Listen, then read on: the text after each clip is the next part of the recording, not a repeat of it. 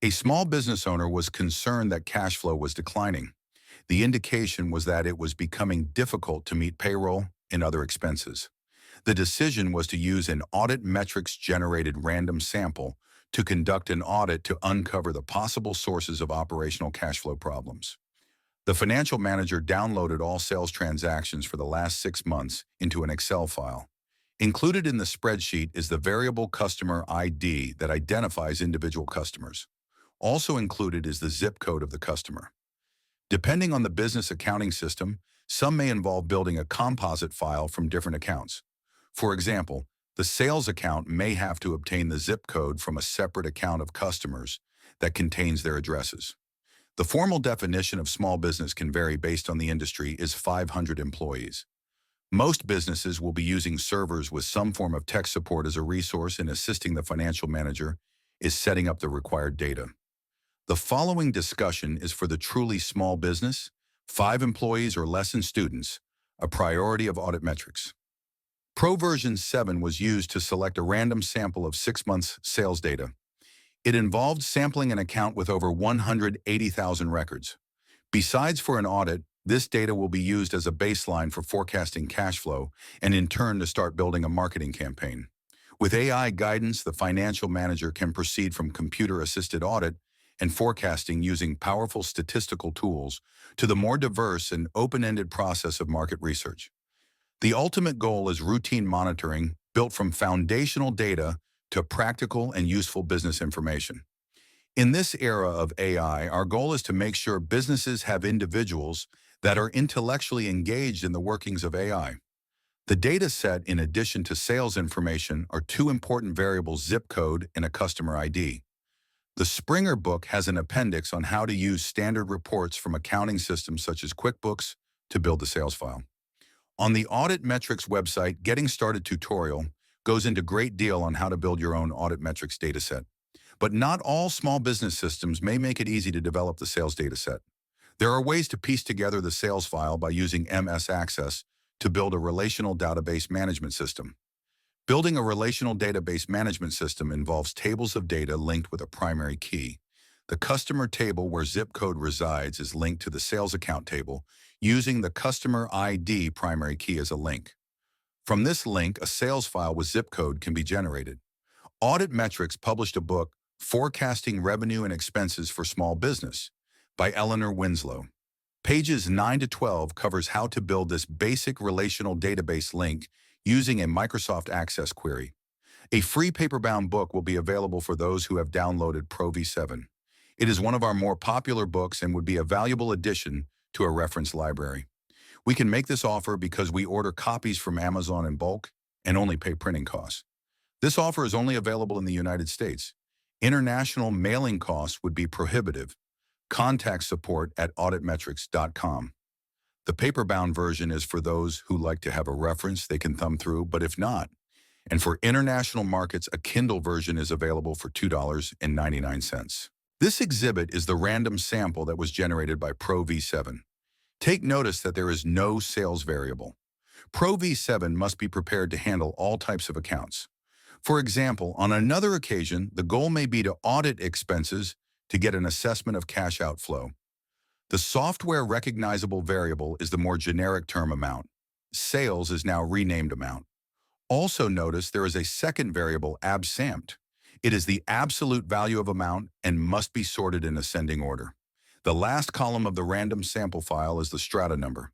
The final number of strata for this sample was set at 6, 5 for sampling, and strata 6 labeled detail, which is evaluated at 100% of the transactions. More about this later. This exhibit is from another audit that shows how the auditor can now tally the total dollar value of transactions not compliant with audit standards. It is the last column. The inset exhibit summarizes audit results by strata. Its source is the software-generated Excel template that the auditor uses to record audit results. The inset exhibit contains a reference of ratio estimation, which is a technique in variable sampling that projects the ratio of audited values from a sample onto an entire account to estimate the total value of account misstatements. This involves a 2-step process. First, calculating the ratio of the sample's total audit errors divided by the sample's total value. Second, this ratio is multiplied by the total book value of the account to estimate the total amount of dollars that are in error. Of course, this verbiage by itself makes it difficult to comprehend this technique, but carefully reviewing the Audit Excel template, you will get an eureka moment. All calculations are fully displayed as formulas or Excel functions. This template can be an education class, covering many statistical concepts such as a 90% confidence interval, test of significance and standard error based on the binomial distribution. Take the time to study the details. So far, we discussed the process of setting up, implementing, and recording results. We urge you review a valuable complementary video, Setting Concise Audit Objectives. It covers how to set up audit criteria so that statistical analytics can be implemented. This exhibit displays the data input form to start the process of auditing, forecasting, and market research. There are only three inputs. The first is the cutoff for the detailed stratum. The detailed stratum transactions are evaluated at 100%, not sampled. The next input is the number of strata, which is a technique to produce more efficient and accurate sampling. And the third input is precision, or as pollsters reference it, margin of error. Precision is a statistical term that represents the range of uncertainty or variability around a sample estimate. It quantifies the degree of confidence we can have in the random sample's estimate's accuracy. Another related statistical term is confidence interval.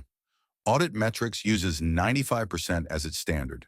Suppose we set our precision at 3%, the two terms can be used together. We can state that we are 95% confident that the sample estimate is within 3% the true account book value. In this exhibit are the inputs and post-audit forecasts of this case study. The auditor, after testing different cutoffs and number of strata, decided to accept the detail cutoff at $2,000 and 5 strata for sampling. Precision is the driver of sample size. A precision of 3% is the gold standard that would generate the largest sample size. For an original baseline audit, the decision was to use the most precise available estimate. The software can handle precision up to 10%. Included is an inset 2-column list of 6 months and the corresponding total sales derived from the sample. The correlation of month with sales is 0.62. As a rule of thumb, a correlation greater than 0.75 is considered to be strong between two variables. Correlations between 0.40 and 0.75 are moderate, and those below 0.40 are considered weak. A weak correlation does not mean the business is failing. Its financials may be sound. It just means growth over the last quarter was weak.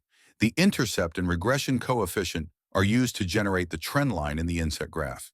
The regression line is an estimate of the trend of growth.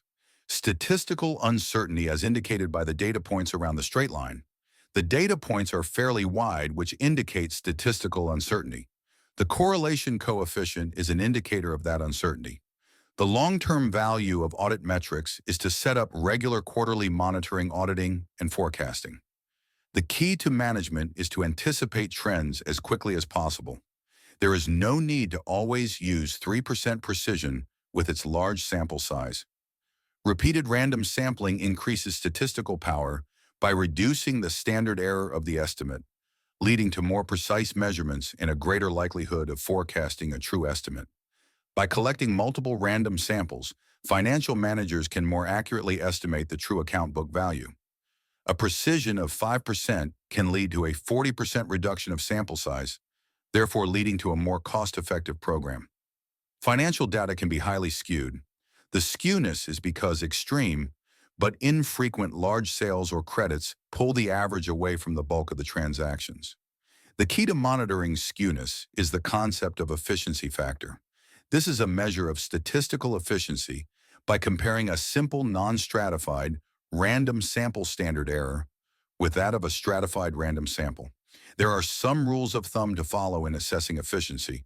An acceptable efficiency should be greater than or equal to 0.70. Efficiency less than 0.70, but greater than 0.60 may indicate a highly skewed population. The target is to achieve an efficiency factor greater than 0.60. Anything less, the data should be re-examined. An auditor once contacted Dr. Baffa, the founder of Audit Metrics, that he was having trouble conducting a sales tax audit. He could not, by adjusting the input variables, get an efficiency close to 0.60. When Dr. Boffa examined the data, he uncovered a bimodal distribution, as seen in the graph inset. He found that two independent accounts were arbitrarily pulled together for the audit. The solution was to separate the two accounts and do a separate audit of each. The two audits were conducted with high efficiency factors. The next transition in the audit metric system is to start the process of market research. The reason the zip code was included in the dataset was so that sales can be used to determine the business market area. The question to ask is, how far will people come to buy my products or services? The answer depends upon several factors: the type of products provided and the number of competing businesses. Published economic data from federal and local sources can provide valuable insight about the economics and demographics of the local market area. The next issue is to profile customers' opinions, especially as they relate to their view of the business. Chapter 8 of the Springer text goes into great detail. At this juncture, the area of market area is critically important because it provides businesses with data to make strategic decisions, identify opportunities, and understand customer preferences. Pro V7 is similar to expert systems used in medicine. AI provides support, but the ultimate decision maker is the professional. It is our goal with the help of AI to treat the software user, whether a CPA, corporate CFO, or the manager of a small business, as a professional. The issue raised by many small businesses is this is too time-consuming, and we should just concentrate on selling. This will immediately boost cash flow, but by itself can be limiting. Financial institutions will only consider a business that can put together a proposal with well-documented and ideally database projections, including knowledge of the local economy and its marketing potential. With the advent of the massive expansion of AI, it is becoming important to be well-versed in analytics. The learning process should never end. The case of the bimodal distribution previously discussed is a case in point. That auditor who contacted Dr. Boffa was the first auditor he trained in conducting a statistical audit. That incident turned out to be a teaching moment, but he had many teaching moments as he started his learning curve. Our goal is users can have the same experience as did that auditor. He learned it on the job, constantly gaining knowledge and insight. There are more detailed resources available on this website, including a self-learning tutorial intended for learn by doing, a link to the Springer text, AI-assisted business analytics, a PowerPoint-based primer that overviews the analytics processes with Springer book page references, a video library. As AI propels forward in terms of funding and a sense of inevitability, this is a good time to do some reflection. There may be a need to upgrade to a Pro V8 with AI total control of the auditing, forecasting, and auditing process. Audit Metrics can do it by using Copilot to write the code, just as was done when it used Copilot in designing Pro V7 regression analytics. The end result of this new system is the user reads in a file, and the end result is a sample that is generated in one step with all of the steps we covered performed by AI. The question is, where are the learning moments? Should they become irrelevant? At this juncture, the future is uncertain. If AI moves away from AI expert systems to full AI control, where will be human intervention? Even if our economy moves in the direction greater efficiency, there is still a need for the audit metrics approach in our education system, so that there will always be a place for human intellect to oversee and at times intrusively interject and question AI outcomes.